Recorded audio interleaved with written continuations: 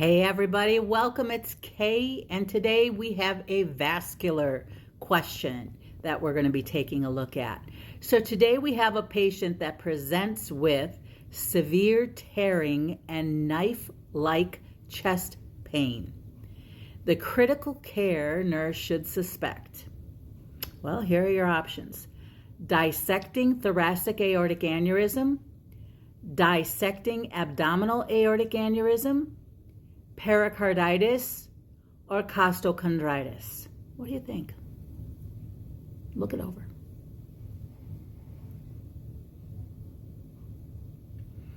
Well, A is the answer, dissecting thoracic aortic aneurysm.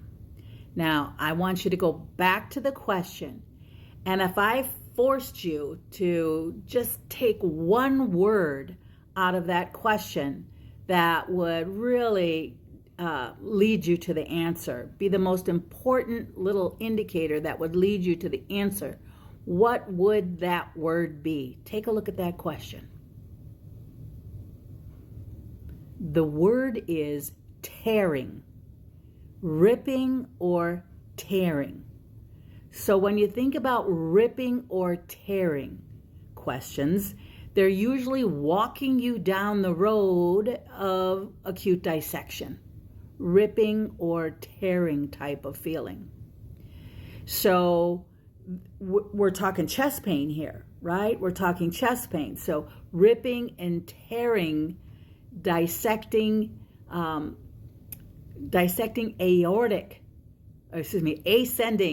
thoracic aortic aneurysm.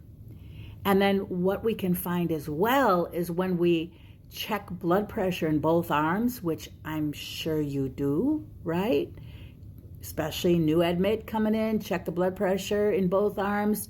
We see a big, huge discrepancy in pressures in one arm compared to another.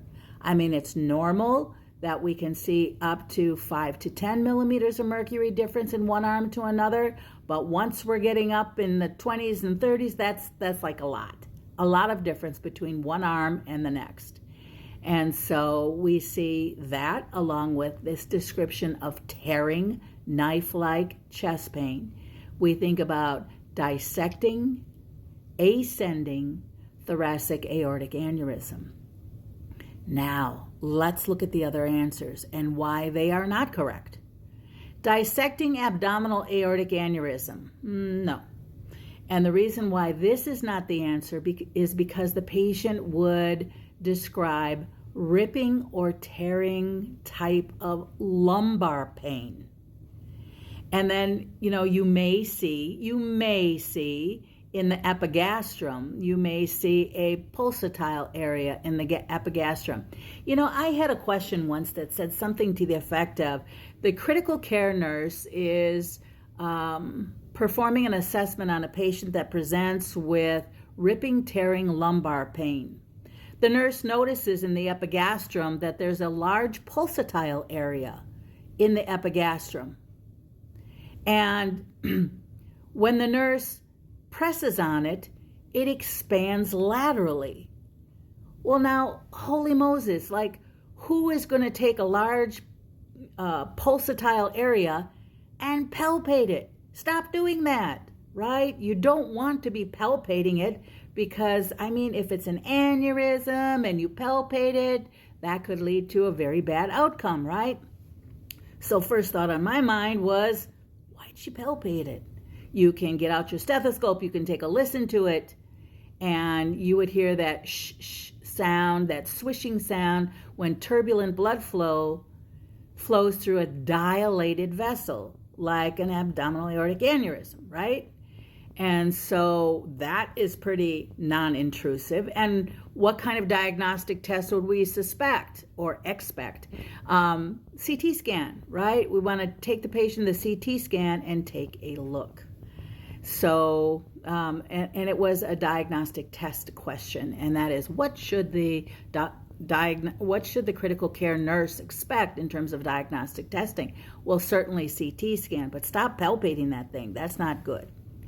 Pericarditis can also be sharp, stabbing, knife-like, But the deal breaker here is this patient described it as severe tearing type of pain.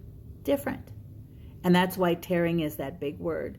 Costochondritis. Costochondritis is, reproducible pain. It's based on movement, right?